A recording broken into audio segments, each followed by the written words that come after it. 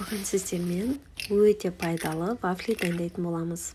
Алдымен творог, жұмыртқа, қаймақ және миодымызды блендердің көмегімен сұйықтық болғанша жақсылап езетін боламыз. Кейін сұйықтығымызға аз ғана тұз, шекер, қопсытқыш және ұнымызды қосып, бір келгі қамыр болғанша араластырамыз. Дайын қамырымыз осындай өте жұмсақ, қою сметана тәріздес болуы тиіс. Вафельницамызды 10-15 минут бұрын қыздырып қоямыз. Кейін формаларды майлап аламыз. Видеодағыдай қамырымызды бір келгі жаямыз.